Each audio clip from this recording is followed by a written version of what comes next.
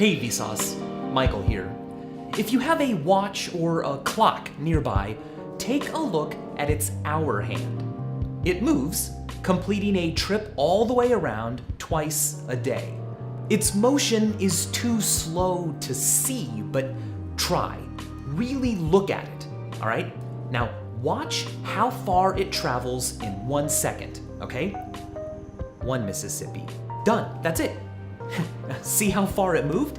Well, if this watch was the Milky Way, that would be about how far we have traveled in our solar system around our galaxy since the invention of writing. Since the beginning, not of time, but of our history.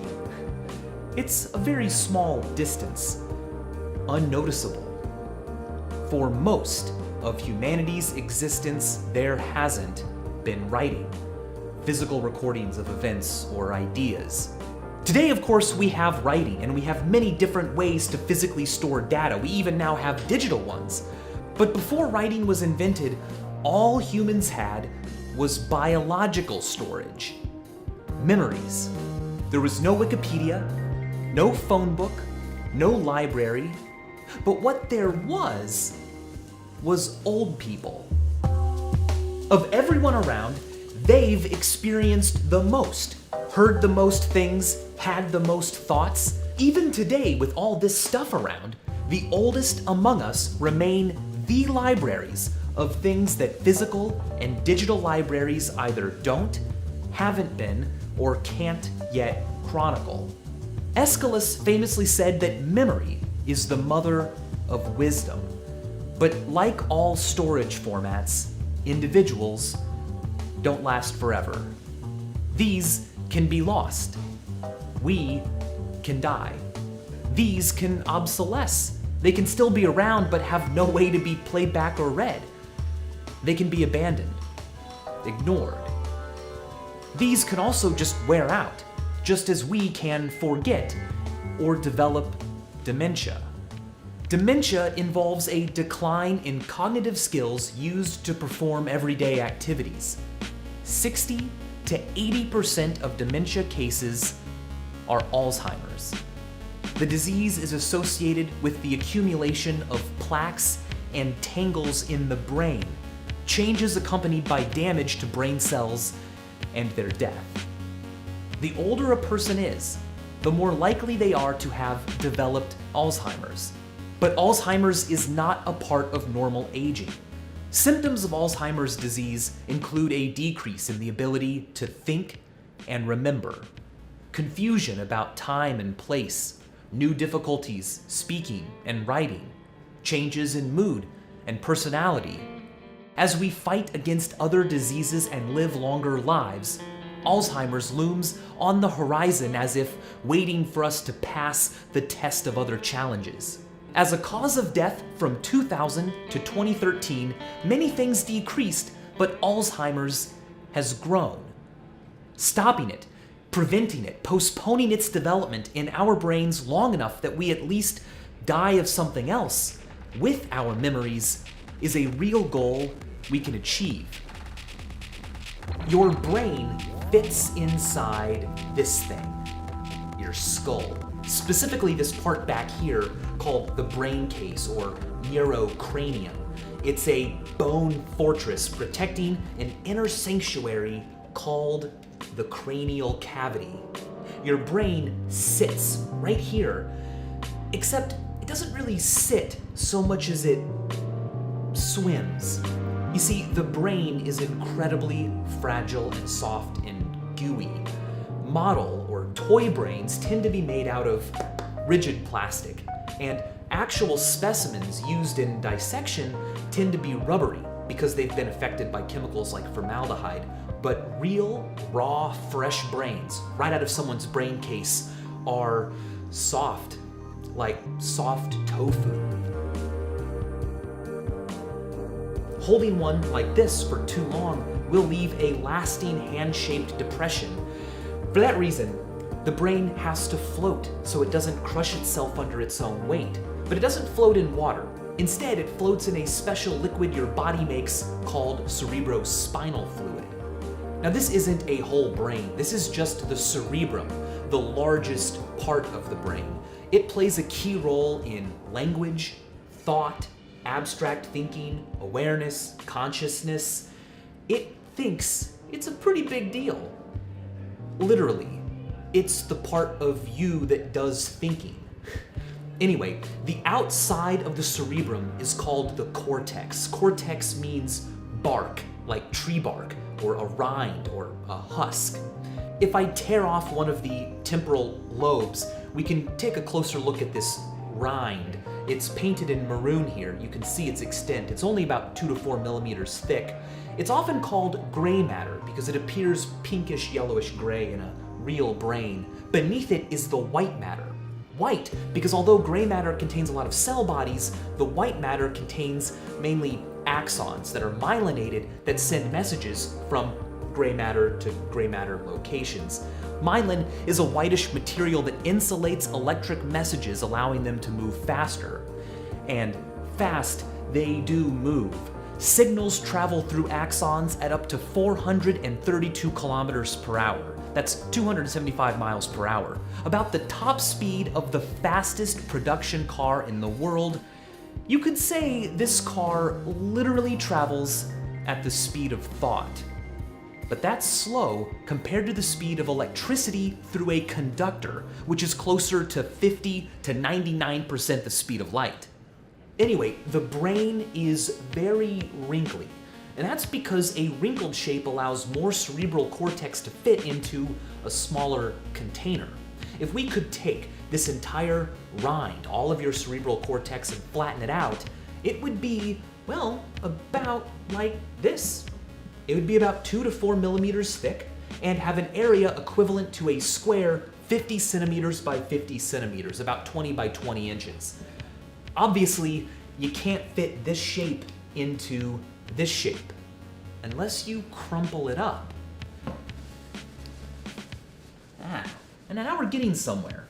When we crumple the brain up, we get folds. The folds are called gyri, singular gyrus, and the crevices are called sulci, singular sulcus. About 2/3 of your cerebral cortex is buried deep within sulci out of view. As for memories, well, every time you learn something new or memorize something new, your brain doesn't gain another wrinkle or anything like that. Instead, memories appear to be more about connections, relationships, and patterns formed by connected neurons. When neurons fire together again and again, rehearse, their connections and bonds become stronger. They become more likely to fire together again, to be recalled. Roughly, that might be how memory works, and it's a helpful way to think about some interesting phenomena, like the fact that it's quite difficult to list off the name of every book you've ever read. That's like really difficult. But if someone were to just name book titles, you could effortlessly tell them whether or not you'd read the book. Hearing the title likely excites neuron connections more directly involved with the connections associated with your memory of having read that title than a mere prompt to name some books you've read. When brain cells and their connections are damaged, blocked, compromised, or killed, memories can fade and the formation of new memories can be hampered. Learning how this happens in Alzheimer's isn't just important for those diagnosed, but also for all of us interested in memory. In 1 to 5% of Alzheimer's cases, genetic differences can be identified, but the cause of most cases is still mostly unknown. A number of hypotheses and observations exist. For example, we know that 15% of individuals with Down syndrome who live 40 years or longer develop Alzheimer's disease, and 50 to 70% of those who live to 60 do. Down syndrome is caused by the presence of all or part of a third copy of chromosome 21. We still have a lot to learn, but chromosome 21 is also involved in the plaques found in the brains of people with Alzheimer's. Within this chromosome are the genetic instructions for the production of a protein called amyloid precursor protein, or APP. APP seems to play a role in neural growth and repair. It's found on cells throughout the entire body. It's processed by the body in different ways. Most often, an enzyme called alpha secretase cleaves it into SAPP alpha and C83. Less often, an enzyme called beta secretase snips APP a bit higher up, releasing a smaller fragment called SAPP beta. A third enzyme can then come along, gamma secretase, and cleave AICD away, leaving P3 if alpha secretase acted first, and beta amyloid if beta secretase acted first. The normal function of beta amyloid isn't exactly known yet.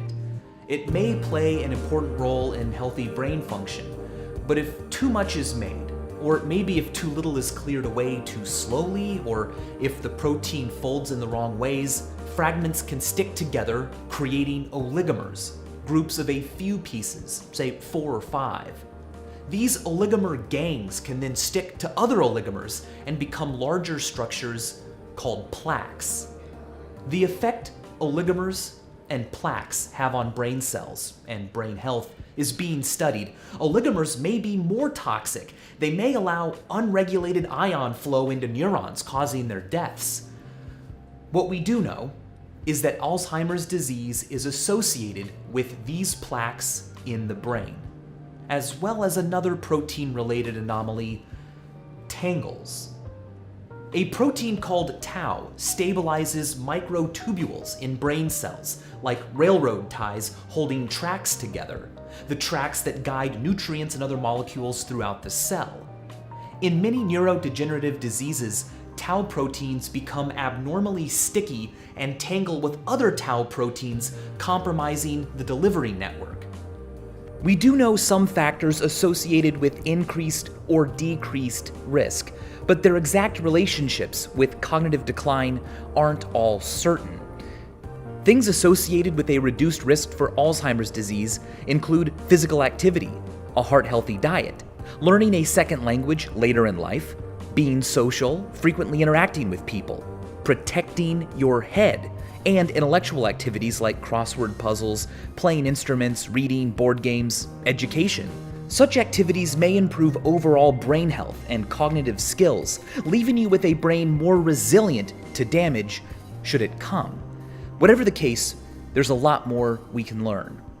It is incredible and exciting and a little scary to realize how much more we have to learn about the brain.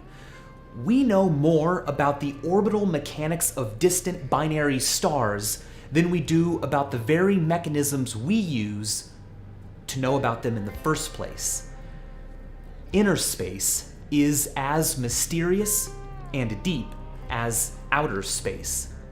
And of course, between the two, one doesn't even care if we exist, while the other is us. The wobbly gel in our heads, no stiffer than a good booger, is fragile and still very much of a scientific frontier. It looks like soft meat, but it can not only think, reason, feel, remember, and lie, it can also care for other people and the goopy wrinkled things inside their skulls. It can be patient with them, see them as people no matter how they change, whether by growing up or growing way up. Supporting research, caregivers, and those diagnosed is something we can all do. So thank you. And as always, thanks for watching.